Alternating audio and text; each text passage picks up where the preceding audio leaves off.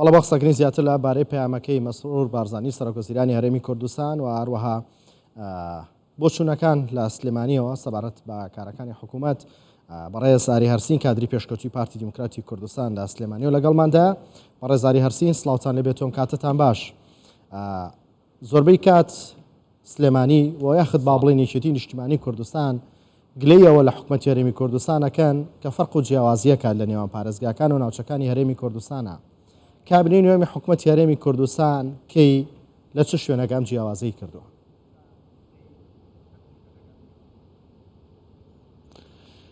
ئەزانی زۆر سپاس. ئەزانی چۆنە کاکە خۆی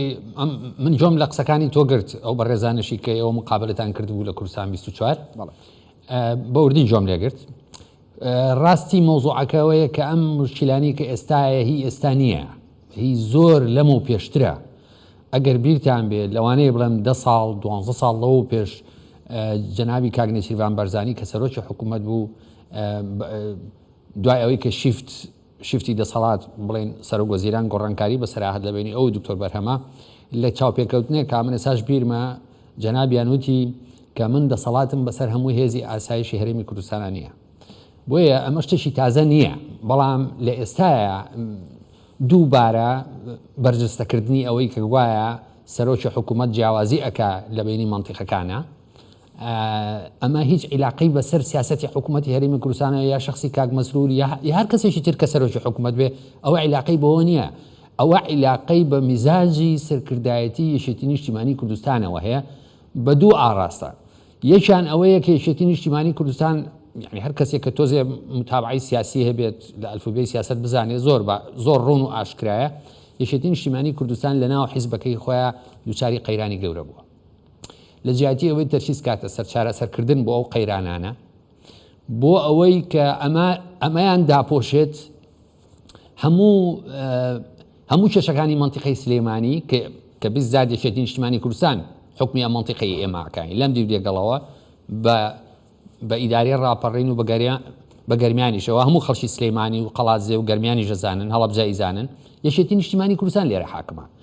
ئەوەی یەکێتی نیشتیمانی کوردستان نێوێ بکرێن ناکرێت. یعنی بە کوردەکەی ئەگەر سەرۆکی حکوومەتی هەرێمی کوردستان کاک مەسرور لە هەولێر هەر بڕیارێکی بڵێن گشتگیر دەربکات بۆ هەرێمی کوردستان کابێت لە زاخۆ بڵێن هەتا خانەقین جێبەجێ بکرێ یەکێتەوە توانێت ڤێتۆی لەسەر بکات و جێبەجێ ناکرێت. بۆیە ئەمە جێڕانەوەی ئەو مسیبەتانەی کە لەم مەنتیقەی ئێمە هەیە لە سلێمانی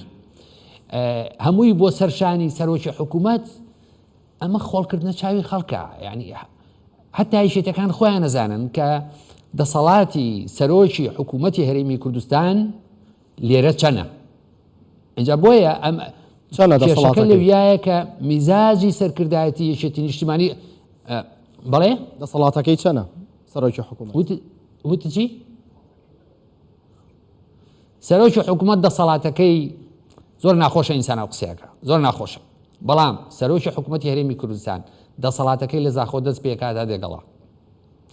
لە دێگەڵەوە هەموو بڕیارێکی ئەگەر نەڵێم 100% زۆربەی زۆری بڕیارەکانی حکوومەتی هەرێمی کوردستان ڤیتۆ ئەکرێ. ئەم ڤیتۆکردنەش ئەوە نییە لەسەر ئەساس و لەسەر مەنتیق بێت. یعنی نازانم ئێوە ئەگەر بیرتان بێ هەر لە ئەوەڵی تەشکیلی بڵین کابینەی نوێهەمەوە ئەگەر بیرێ بێ هەندێک زۆر بەداخەوە هەندێک لە برادرانی یەکێتی نیشتیمانی کوردستان سەرقافڵەی ئەو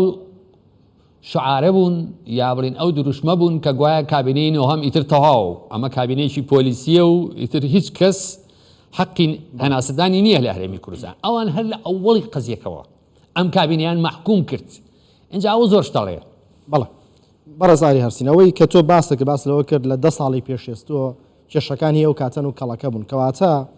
لە ماوەی 10 ساڵ توانین بڵین 15 ساڵی ڕابردووشدا یەکێتی و پارتی کێشەکانی نێوانیان چارەسەر نەکردووە، بەردیان لەسەر داناوە کێشە بە کێشە بە حەل نەکراوی هێشتویانەتەوە. ئەم قسەیە زۆر ڕاستە. ئەزانی باکشتی پێ بڵێم ئێمە یەکێتی نیشتیمانی کوردستان هەموو جارێک کە بڵین بەناو بە یەکەوە دانیشتوین وەرە تەسەوەری ئەوە بکە ئێمە بڵین کەسێکی نەخۆشمان لەبەردەسا بووە هاتوین پاراسیتۆڵێکمان ناوەتێ لەوانەیە تۆزێ بۆ ماوەی نیو سعات دوو تۆ بڵێ 3-4 سعات ئەو ئازاری کەم کرد بێتەوە بەس هەر ئەمانەی کە تەسیری پاراسیتۆڵەکە نەما ئەو نەخۆشە دیسانەوە گەڕێتەوە بازارێکی زیاتر بوو اینجا ئەوە فعلا ڕاستە اینجا بە قەناعەتی من یعنی کاتێەوە هاتووە کە ئینسان زۆر بە ڕاوشکاوی وحدی بێ لە هەنێشتا یعنی نازانم دنیا خراپ نابێ ئەگەر ئێمە بەڕاشکاوی لەگەڵی شێتیا بڵین گفتوگویان لەگەڵا بکەین وحدی بین یعنی مجاملات نا یعنی بۆی دڵی یەکتری خۆشکەین یا دڵی دەوروبەری خۆمان خۆشکەین چونکە ئەمە کورتخایەنە ئەمە عمری کورتە زۆر مهمە ئینسان لە سیاسەتا سەرمایە گوزاری لەسەر درێژ مدەت بکات نەک ماوەی کورت. بەڵێ ئێستا کێتی و پارتی بۆ پێکەوە دانانیشن کێشیان چییە؟ هەر بەرپرسێکی پارتی بدوێناڵێ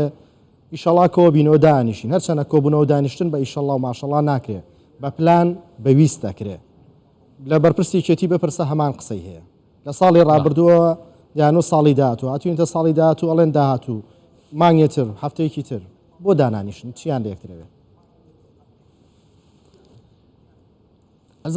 ئەزانی چۆنە من طبعا منە دامی مەکتەبی سیاسی نیم هەتا بتوانم ماوە بەڕاشکاوی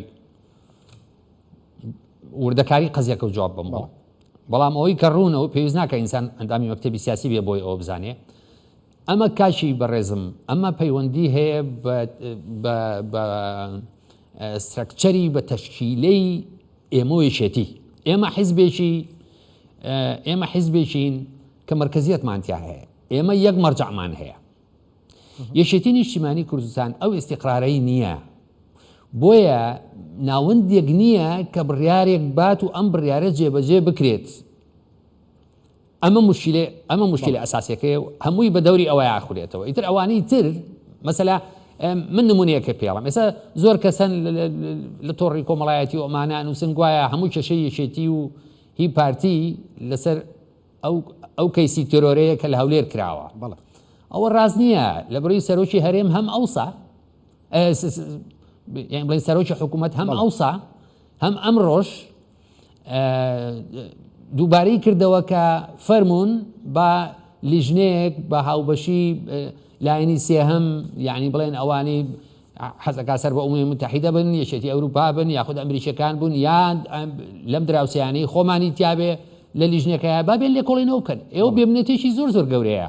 بەڵام مشکلەکە لەویان نییە مشکلەکە لەوەیە کە یەکێتی نیشتیمانی کوردستان من جاری تر قسەم کردووە وحدەتی کەلیمەی لەدەستداوە حزبێکی مستەقیر نییە ئەمە خوا نەخواسە تەعن نییە لە برادەرانی یەکێتی بۆ ئێستا لە ماڵەوە دانیشتون سێری ئەمە بکەن بڵێن ئەمە کەوادری پارتی یەن لەسەر تەلەڤیزۆن بڵێن ئەمە تەعن نییە ئەمە هەتا لەوانەیە ئەمە خەمخۆری بێ لەبەرەوەی ئەگەر یەکێتی نیشتیمانی ئەگەر سەرکردایەتی یەکێتی نیشتیمانی کوردستان ئیستیقراری خۆی لەدەست بە بۆ شارەکەی من کە سلێمانیە خراپە اینجا حقیقەتی ئەمر ئەوەیە ئەگەر توانی بێتم جوابی پرسیارەکەەوە بم بەڵێ پێتان وانە پرسی تیرۆرکردنی هاوکارجاف تەنها پرسێکی ناوخۆی نییە ئێستا بۆ پێی عەقید هاوکارجاف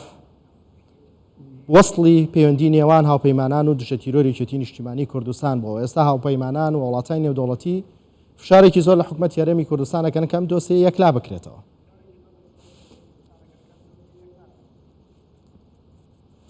ئەزانی ئەمەی کە ئێڵێم یعنی لەوانەیە زۆر کەس ینی پێی سیر نەبێ من تەسەورەکەم بەڕێز سەرۆکی یەکێتی نیشتیمانی کوردستان کە ئەم هەموو کۆبوونەواناکە لەگەڵ یاکردوێتی لەگەڵ بڵین قۆنسۆڵخانەکان و نوێنەری هاوپەیمانان و ئەمانە ئەگەر بیتوانایە بڵین قەناعەتیان پێ بکە کە یەکێتی نیشتیمانی کوردستان یا کەسانێکی کە ئینتیمایان هەیە بۆ یەکێتی نیشتیمانی کوردستان ئەمەیان ڕاسترە ئەو هەندێک لەو کەسانی کە ئینتیمایان بۆ یەکێتی نیشتیمانی کوردستان هەیە یا ئەندامی یەکێتی نیشتیمانی کوردستان دەستیان تێوە گلاوە لەو کەیسە ئەگەر بیتوانایە ئەمە عیلاج بکات ئیتر پێویستی بە مناقەشاتانی بینی من و تۆش ناکرد بەڵام حتمەن ئەوە لە ڕۆی بڵێن ڕای گشتی جیهانیەوە ئەگەر ڕای گشتیەکە مەبەستمان هاوپەیمانان و بڵێن ئومەمی متحیدە و ئەمانە بێ یەکێتی ئەوروپا بێ بەتەشید من بڕواناکەم ئەوان لایەن مهم نەبێت کە ئەم کەیسەیەک لابێتەوە. بە تایبەتی هەولێر ناسراوە، یعنی بە پایتەختێکی کە بڵێن ئەمنیەت زۆر باش پارێزراوە هی خەڵکی و خەڵک لەو پەڕی دنیاوەیەن هەتانی وەشەو پیاساکەن بە ناو جادەکانی هەولێرە. ئێستا ئەمە ڕووبا حتمما ئەو وڵاتانەش بە حساباتی خۆیان ناچنەوە چۆن. بەڕێز ئاریارسین کادری پێشکەوتوی پارتی دیموکراتی کوردستان لە ئەستۆدیۆکانمان لە سلێمانی و لەگەڵماندا بوو. سوپاس بۆ بەڕێستان بۆ شرۆڤەکانتان.